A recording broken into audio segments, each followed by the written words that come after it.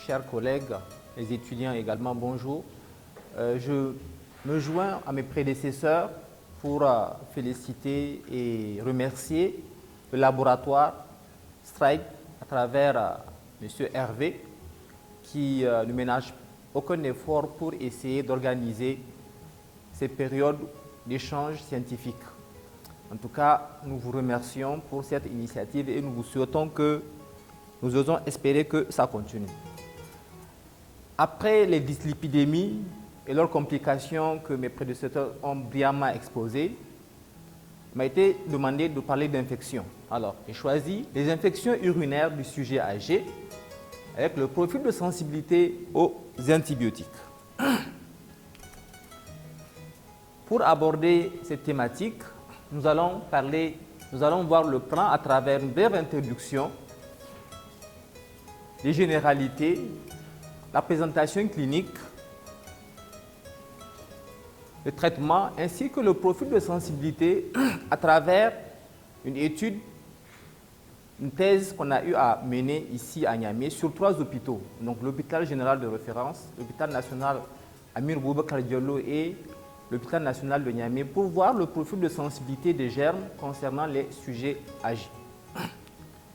Alors, en introduction, nous disons que l'incidence et la prévalence des bactériuries asymptomatiques ou des colonisations des voies urinaires qui ne sont pas tout le temps symptomatiques augmentent avec l'âge, le milieu de soins ainsi que les comorbidités associées. Les particularités de l'infection urinaire sont liées notamment aux colonisations urinaires. Les colonisations urinaires simples sur sonde vésicale qu'on voit fréquemment avec l'âge et les infections urinaires à risque de complications. Donc les risques de complications, c'est ça qui nous intéresse. Et le traitement dépend du germe isolé et de son profil de sensibilité à l'antibiogramme. Et donc, parlant d'infection urinaire à risque de complications, toute personne ayant une pathologie locale urologique ou pathologie systémique favorisant la survenue des complications. Quand on parle de risque de complications, il faut qu'il y ait la présence d'un ou plusieurs facteurs suivants. Nous avons le sexe, la grossesse. Ce qui nous intéresse, c'est plutôt l'âge. L'âge de 65 ans, ici c'est supérieur, égal à 65 ans, et supérieur à 75 ans, qui sont la cible des personnes âgées. 65 ans, c'est la définition conventionnelle que l'OMS donne pour la définition de l'âge. À partir de 75 ans, on parle de sujet gériatrique. Alors, on peut avoir 65 ans et plus et ne pas avoir un profil de fragilité gériatrique. Et très souvent, au-delà de 75 ans, c'est des vrais patients de la gériatrie. Parler de sujets âgés avec des fragilités répond à un concept. C'est le concept de fragilité qui a été défini selon le modèle de Freud. Alors, ce monsieur, depuis les années 1940, ils ont fait une étude longitudinale aux États-Unis. Cette étude-là avait pour objet d'identifier des facteurs de risque indépendants qui prédisent le risque de mortalité. Il prédit l'entrée en institution, les pertes d'autonomie ou bien les risques de chute. Et globalement, ces différents critères étaient objectifs. C'était la perte de poids d'une manière générale, la fatigue subjective, la faible activité physique, la vitesse de marche et la force de préhension qui étaient évaluées à travers le handicap. Donc, c'était des critères objectifs qu'on avait cherchés chez ces personnes sur cette étude longitudinale-là. Et on avait classé un patient robuste, donc non fragile, quand il présentait aucun de ces 5 critères-là. Préfragile, 1 à 2 de ces critères, et fragile lorsqu'il a 3 de ces critères. Alors, il existe le modèle de fragilité selon Rockwood, qui est un modèle cumulatif, qui ne répond pas aux mêmes critères que Freud. Ça se base sur la polypathologie, par exemple, sur certaines pathologies médicales, sur la polymédication. À ce sujet-là, nous avons eu à faire une étude, ici à l'hôpital général de référence, aux urgences, et nous avons eu environ 23% de fragilité, et qui augmente avec l'âge. Donc 23% entre plus de 65 ans et vous voyez la fragilité va jusqu'à 72% au-delà de 75 ans. Donc c'est une situation qui est réelle et qui est présente. Du point de vue épidémiologique, les infections urinaires chez la femme représentent 10% entre l'âge de 70 et 80 ans. Chez l'homme et la femme, après 80 ans, ça fait 20% en hospitalisation. Et en présence, selon les comorbidités, ça fait 20 à 50%. En Afrique subsaharienne, la prévalence varie de 14 à 17% et la mortalité de 2,3%. L'étude dont je vous ai parlé plus tôt, sur les 3 hôpitaux, nous avons eu 3,3%, mais chez la personne âgée de 60 ans et plus. Vous allez me demander pourquoi 60 ans? Parce qu'il y a des définitions adaptées en Afrique. En 2001, il y avait un consensus de praticiens qui se sont réunis pour dire en Afrique, il faut plutôt garder 60 ans pour dire qu'une personne est âgée. Donc ça, c'est au niveau de l'Union africaine. Mais sur le plan de l'OMS, c'est 65 ans et plus. Un rappel anatomique. Ici, vous voyez les voies urogénitales chez l'homme ou bien chez l'adulte. Les parois sont sans particularité. Alors, quand on regarde ici, je ne sais pas si on voit très bien, avec l'âge, on a, par exemple, ici au niveau de la vessie, un épaississement important de la vessie chez l'homme, de même chez la femme. Donc, tu montres qu'il y a une altération des différentes voies urinaires chez la personne âgée qu'on voit avec l'âge et qui ne sont pas sans conséquence sur la favorisation des infections urinaires. Alors, les différents facteurs étiopathogéniques sont essentiellement la présence de maladies urologiques. Chez l'homme, obstacle urétral ou bien un obstacle au niveau prostatique. Également, avec l'âge, on a l'incontinence urinaire qui est fréquente. On sait que sur le plan physiologique,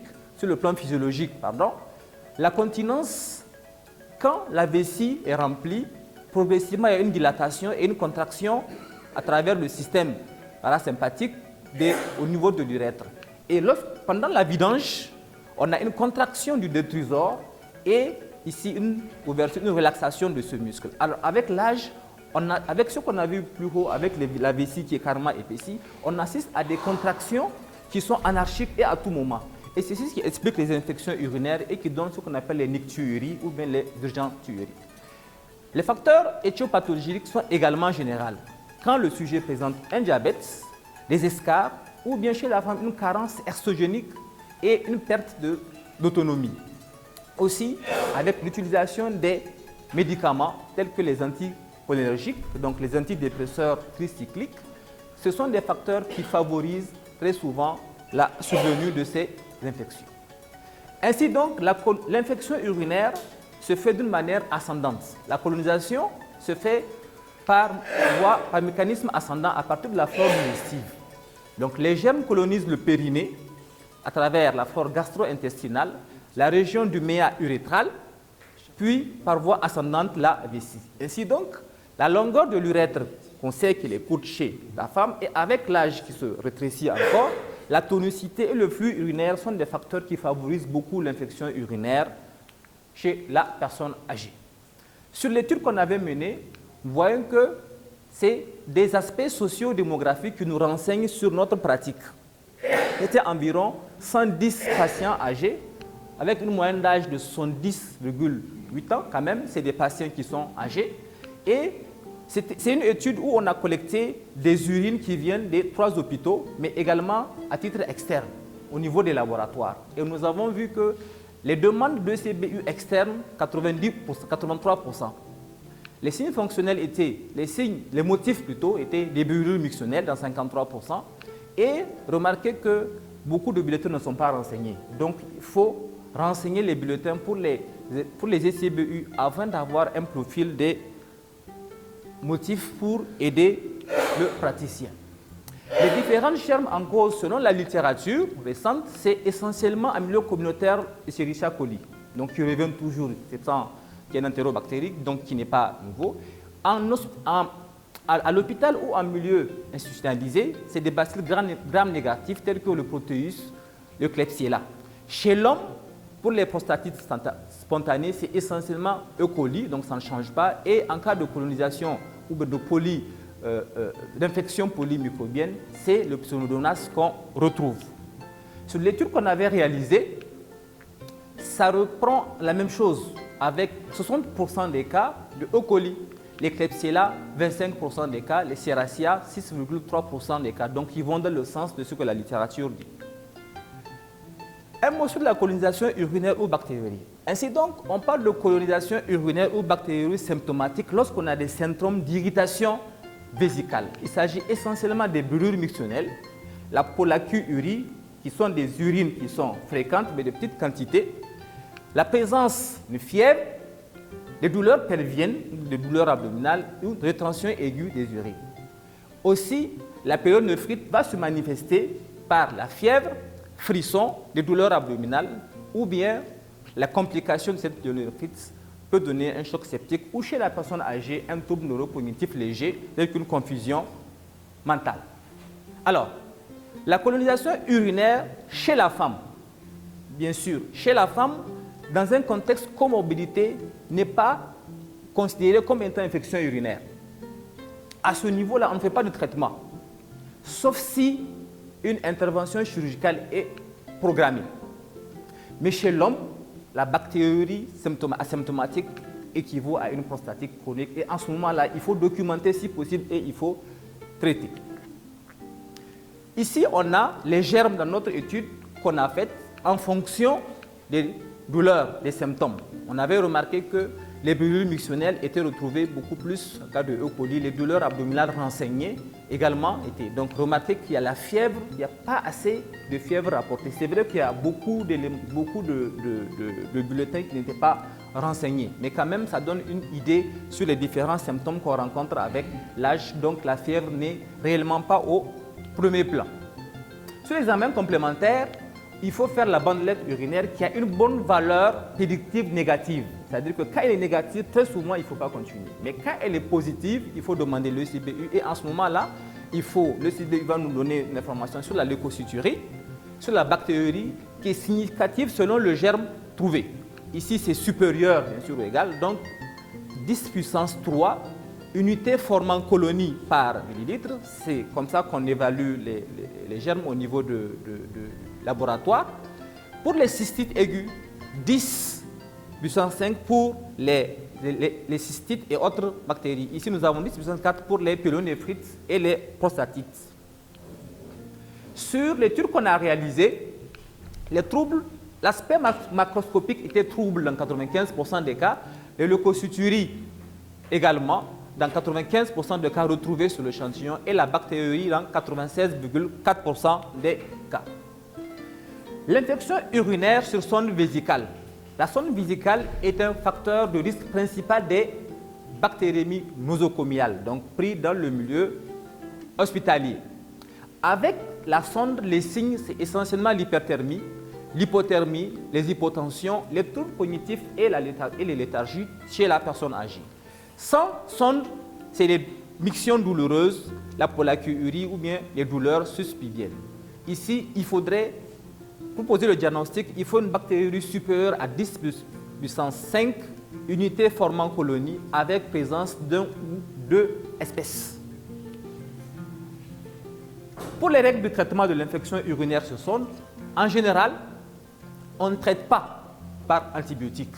C'est essentiellement les urgenturies. Parce que les urgenturies, ce qu'on avait expliqué le plus haut, ce sont les mictions anarchiques à tout moment chez la personne âgée. Même si on a une leucocyturie, même si on a une bactérie, parce que ça ne sert à rien du tout. Les signes fonctionnels, sans fièvre également, on ne traite pas. On traite essentiellement que les formes fébriles.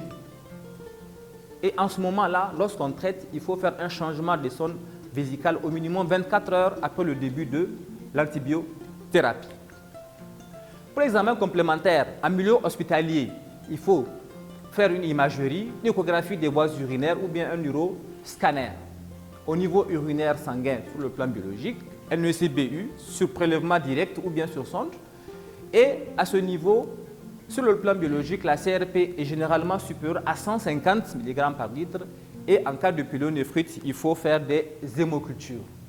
Pour le traitement de pyélonéphrite et le traitement des infections, c'est ce schéma qui est toujours le même depuis les recommandations jusqu'aux recommandations de EPILI 2 2022.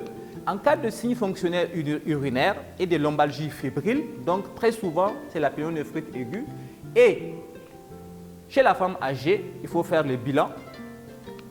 En première intention, c'est la ceftriaxone, l'équinolone, et il faut adapter selon l'antibiogramme après. La durée totale, c'est environ 10 à 10 jours. Si on a un signe de gravité, c'est les céphalosporines 3e génération avec l'aminosite ou bien les imipenem avec aminosite. C'est pratiquement la même chose en cas de prostatite aiguë. Ici, chez l'homme, on a une douleur au niveau du TR qui est assez évocatrice. C'est le même schéma et les mêmes médications. Et en cas de complications, il faut mettre une C3G avec une aminosite ou imipenem avec aminosite.